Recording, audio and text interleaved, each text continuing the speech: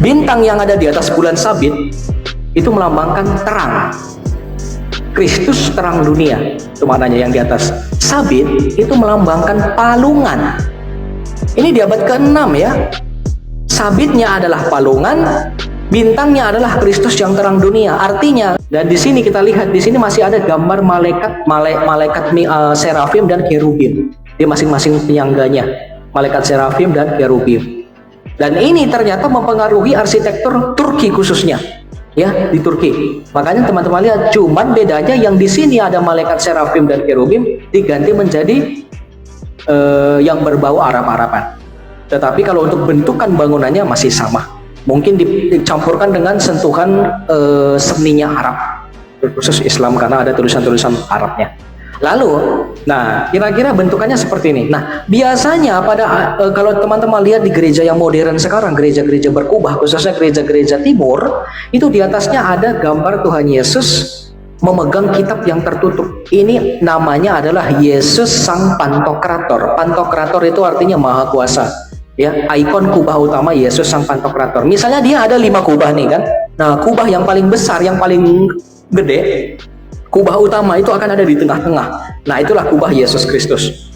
Dan ini merujuk kepada kitab Wahyu 1 ayat 8. Jadi sangat Alkitabi semua. Jadi ada maknanya semua. Biasanya Tuhan Yesus bersama dengan malaikatnya atau bersama dengan para rasulnya. Jadi ketika kita melihat ke atas, itu seperti seolah-olah kita melihat Kristus Sang Raja dari tempat kediamannya di sorga. Gitu. Itulah kira-kira makna filosofinya. Nah, lalu bulan sabit. Nah, bulan sabit juga sama. Nah, ini sampai sekarang masih ada di gereja Ortodoks Rusia, penggunaan bulan sabit di bawah salib. Ini dimaknai sebagai jangkar maupun lambang kota Konstantinopel. Ya, maka kita akan belajar dari sini. Ini disebut sabit dan bintang Konstantinopel. Jadi kota Konstantinopel itu punya lambang. Kalau ibarat kita sekarang lambang provinsi. Setiap provinsi kan beda-beda lambangnya. Nah, kota Konstantinopel punya lambangnya ini.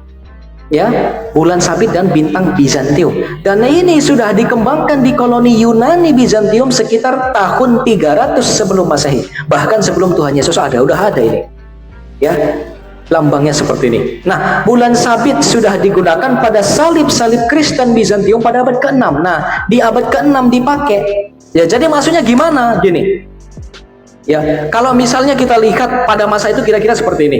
Ini adalah Konstantinopel, temboknya ya. Nah, lambang kotanya mereka itu ya di sini. Ya, orang taunya ya, inilah lambang kotanya dia. Nah, sedangkan kekristenan khususnya di timur itu punya salib seperti ini. Nah, ini namanya salib Bizantium.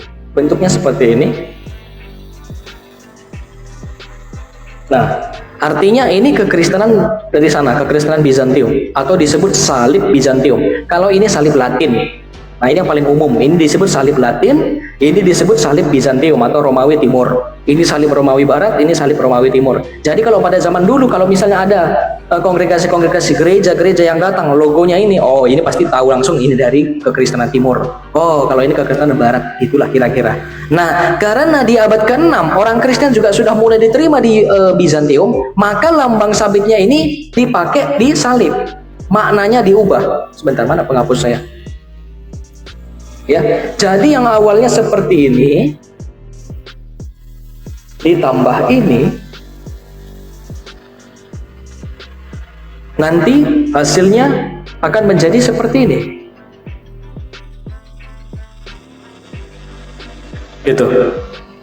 Ya, sekaligus menekankan oh ini dari kekristenan Bizantium karena ini adalah lambang kotanya mereka. Ya, seperti ini. Ya, ini ditambah seperti ini, maka jadi seperti ini. Dan sampai hari ini ada, terkhususnya di negara Rusia. Ya, kenapa di Rusia, Bang? Kenapa nggak di Turki? Karena Rusia adalah hasil Kristen di Rusia itu hasil penginjilan dari Konstantinopel. Jadi kekristenan ada di Rusia dari Konstantinopel, gitu kira-kira. Nah, maknanya apa, Bang? Maknanya seperti ini. Makna dalam kekristenan timurnya. Kita perhatikan. Bintang yang ada di atas bulan sabit itu melambangkan terang. Kristus terang dunia, itu maknanya yang di atas. Sabit itu melambangkan palungan. Ini di abad ke-6 ya.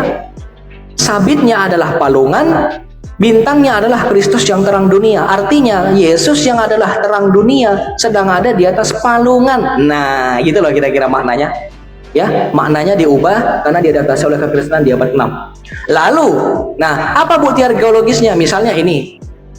Ini adalah gambar atau lukisan kira-kira bagaimana ilustrasi orang-orang Majus ya. Orang Majus itu datang kepada Bunda Maria ketika Tuhan Yesus dilahirkan dan membawa persembahan. Perhatikan ada yang unik di sini. Ya, ini bayi Tuhan Yesus. Ini adalah orang Majus yang mempersembahkan hartanya atau persembahannya ya.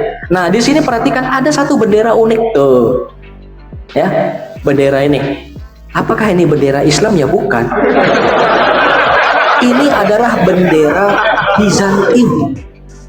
Nah, seperti ini benderanya. Ini adalah bendera Bizantium. Maksudnya gimana, Bang? Emang ada orang Bizantium dulu datang waktu Yesus lahir? Tidak. Ini hanya seni saja. Ya, kira-kira inilah caranya mereka mengapresiasikan seninya untuk mewakilkan negaranya atau bangsa Bizantium pada saat itu. Ya, makanya kalau di zaman di uang-uangnya Romawi Timur misalnya nih, ini uang-uang Bizantium. Ya. Ini adalah uangnya Bizantium, ada bulan sabitnya sama. Nah ini, di atasnya ditulis apa? Bizantium. Ya, di atasnya dikatakan Bizantium. Ya, ini mata uang Bizantium, bukan Mekah ya. Jadi ini terbukti secara historis ya. Nah sekarang karena ini tadi yang awalnya adalah orang Kristen, kapan kok tiba-tiba sekarang jadi punya si Saracen, Bang? Itu tadi ada hubungannya ketika kejatuhan kota Konstantinopel. Maka kita bisa lihat di sini penggunaan sabit ini tadi kita lihat di Bizantium itu dari tahun 3 sebelum Masehi, abad 3 sebelum Masehi, tahun 300 tadi ya, abad 3 sebelum Masehi sampai abad ke-15 Masehi. Kenapa sampai abad 15? Karena nanti di abad 15 Konstantinopel jatuh. Ya, maka beralih fungsi ke Turki Utsmani. Di mana Turki Utsmani memakai lambang ini ya, jadi ibaratnya pengalih kuasaan. Jadi lambang kota ini tadi diambil alih sama mereka untuk menunjukkan sekarang kota ini adalah wilayah kekuasaan kami. Ya, dan tidak ada hubungannya dengan agama pada saat itu. Hanya saja karena Ottoman adalah salah satu negara Islam yang paling kuat pada masa itu, ini mempelopori negara-negara Islam di sekitarnya ini mengikuti, mencontoh sampai hari ini. Makanya negara-negara Islam kebanyakan memakai bulan sabit, walaupun awalnya dari Bizantium. Nah, ini begitu kafir, saudara. Kafir duluan ya, dong. Ya. Berarti kafir dong duluannya. Kenapa, Bang? Iya, Son. Ya. Hah? Kafir dong. Kafir. Nah itu dia. Malu dong. Ngaku ngata-ngatain orang Kristen maling kali ya kan. Tapi sebenarnya siapa yang maling gitu ya.